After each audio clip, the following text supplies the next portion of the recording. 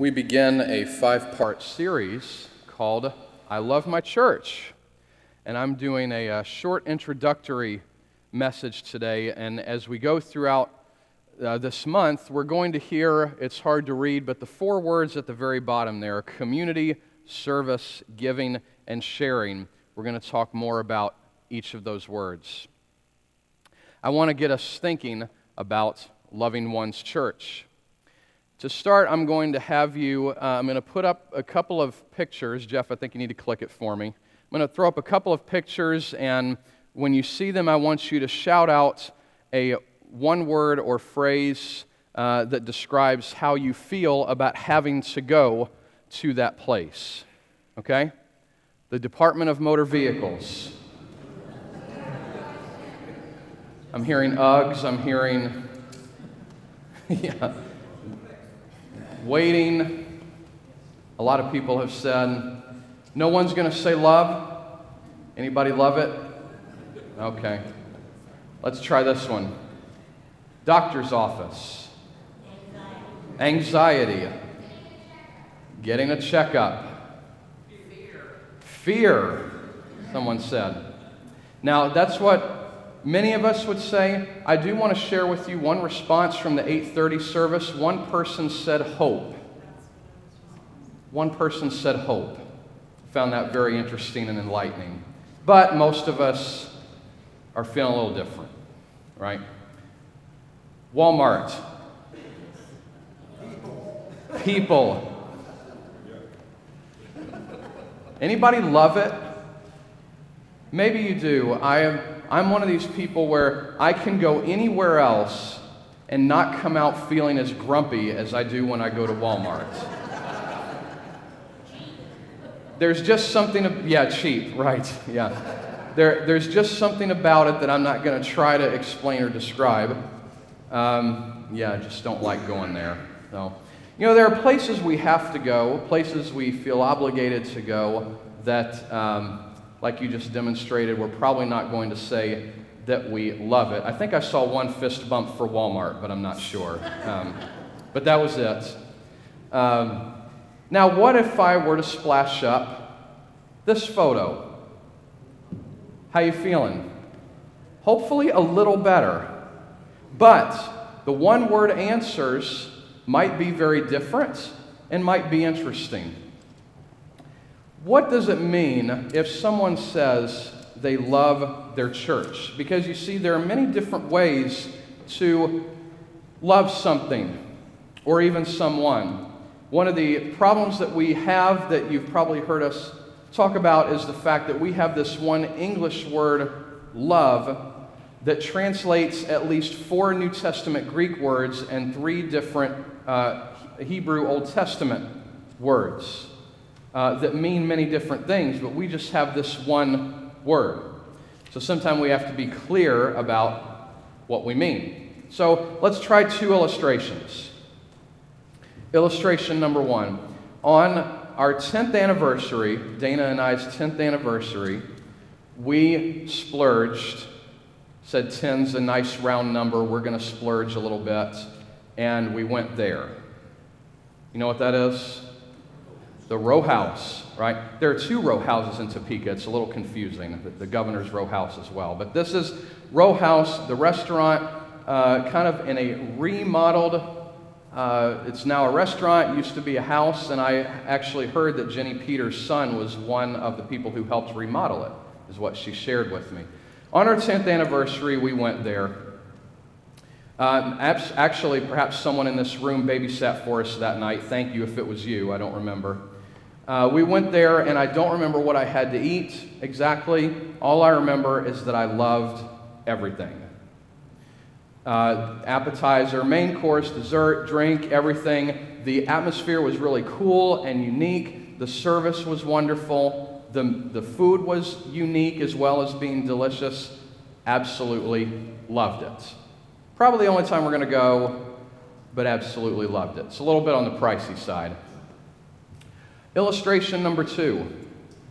I have 2 kids, and believe it or not, there are moments in the life of a parent that are great, right? Now, recently, when it comes to my daughter, she is actually okay with being around her dad. 2 years ago, she really, especially if she needed something or was hurt, wanted nothing to do with me. And 2 years ago was even having a lot of fun running from me if I tried to give her a hug or a kiss, right?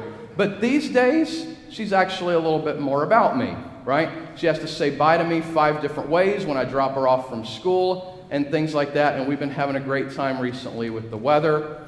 My son these days is in Boy Scouts, and it's been really neat to watch him learn these many different things and get enthusiastic about it, and there are some parts of Scouts that I love doing with them. Just last week they learned how to fold the flag, the American flag.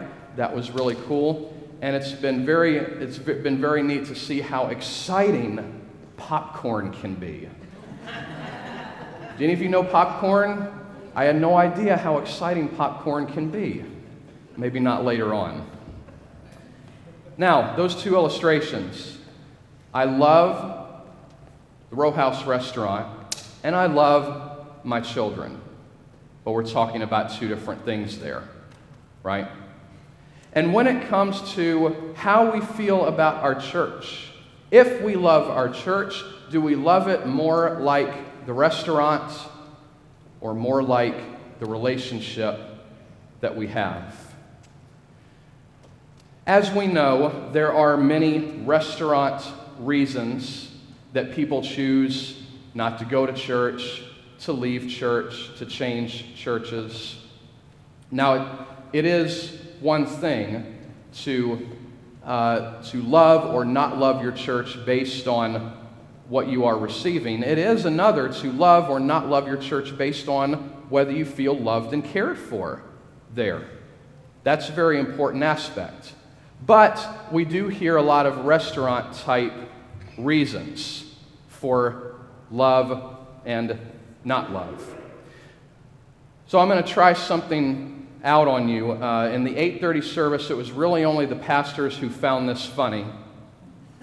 But as we think about the things that we hear from some people, there's this thing that's been going around social media called the 12 Reasons the Pastor Quit Sports. Have any of you seen this? 12 Reasons the Pastor Quit Sports. Okay? Number 1, the coach never came to visit me. Number 2, every time I went, they asked for money. Number 3, the people sitting in my row didn't seem very friendly. Number 4, the seats were very hard. Number 5, the referees made a decision I didn't agree with. Number 6, I was sitting with hypocrites. They only came to see what others were wearing. You know I'm talking about sports, right? Number 7, some games went into overtime and I was late getting home. Number 8, the band played songs I'd never heard before. Or the choir. The games are scheduled on my only day to sleep in. My parents took me to too many games as a kid. Since I read a book on the game, I probably know more than the coach anyway. And number 12, I don't take my children because I want them to choose for themselves which sport they like best. It doesn't work as well when you're talking about sports, does it? There are sometimes restaurant reasons that we love or don't love our church. A theologian named Dietrich Bonhoeffer talked about the nature of Christian community. What does it look like to love our church far beyond the restaurant-type reasons and for the family, relational reasons, like when I was talking about why I enjoy my children? Dietrich Bonhoeffer has a book called Life Together. If you've never read it, please do. Here's one of his quotes from that book. Our fellowship is founded solely upon Jesus Christ and this alien righteousness. Without Christ, we should not know God. We could not call upon him nor come to him. But without Christ, we also could not know our brother or sister, nor could we come to them. The way is blocked by our own ego. Christ opened the way to God and our brother. In that passage and around it in his book, here's what I hear Bonhoeffer saying.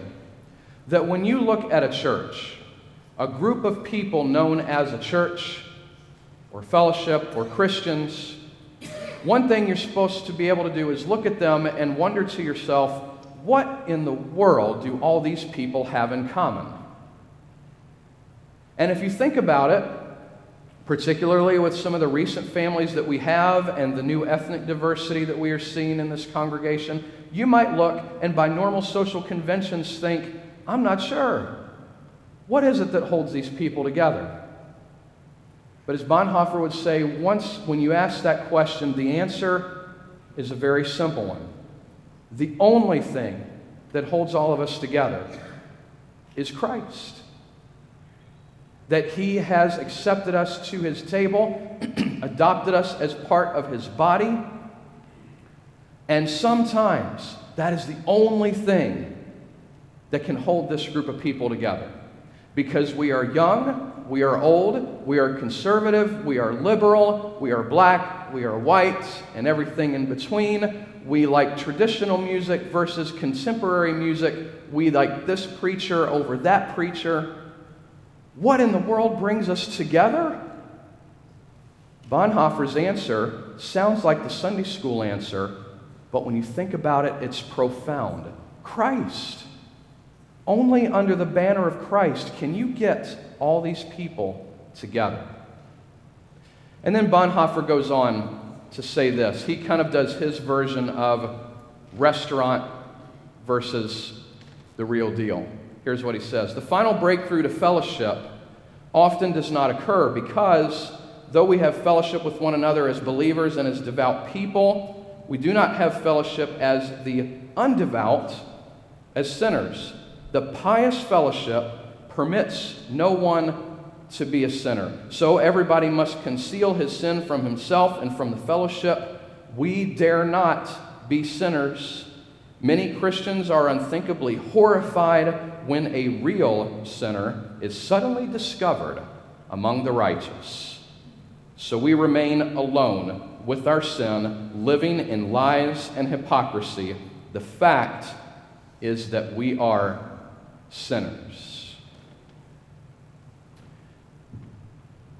I wonder if part of loving our church in the restaurant kind of way is when we love the people for what we imagine they are or wish they would be,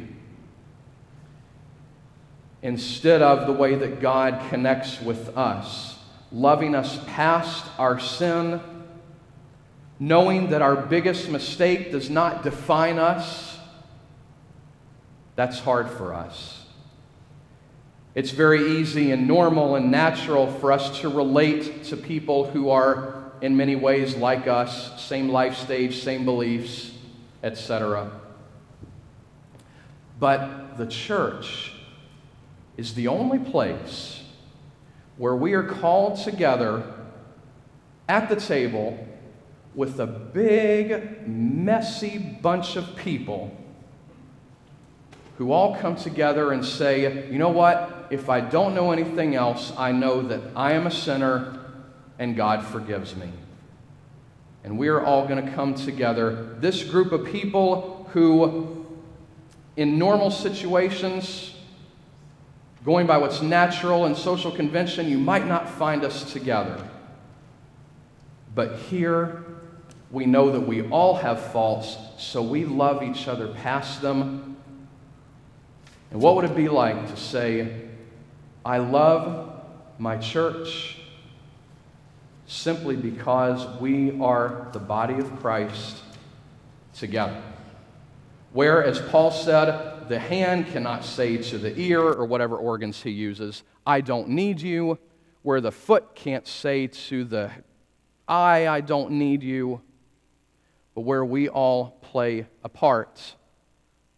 And sometimes don't know what in the world is wrong with the other person. But we come knowing we are a part of something big. We are a part of something global. We are a part of something eternal. And the fact that God calls together all these crazy people to do that is amazing. You may have seen the clip online, it's been passed around, where a gentleman was describing how he has come to talk to people about what he does. He's a pastor, and he knows, as I do and many pastors do, that if you tell people what you do for a living, you dread that question. Say, what do you do for a living? Pastor can stop the conversation depending on where you are. So this gentleman said, you know what I've started telling people? Well, I'm so glad you asked. I am a part of a global enterprise, and we have outlets all over the world. And we feed the hungry, and we educate the children, and we have hospitals and schools and clinics, and we specialize in behavioral modification, and we serve people from birth to death. And as he's telling the story, he says the woman he's talking to goes, wow, what's it called? And of course he says, it's the church. Haven't you heard of it? That's what we are. That's what Christ makes us. Nothing we do can make it happen. But we come under the banner of Christ to be a part of this amazing, messy, world-changing work. And in the coming month, you're hopefully going to hear a lot about how and why people love their church. Jesus gave us that example. He got down to the dirtiest part of the person in the position of a servant where it wasn't appropriate for him to be, and washed their feet and says, this is the example I'm setting for you so that you will do it too. And you know what? He washed their feet knowing that they'd get dirty the next day. And I think God will help us do that with each other too.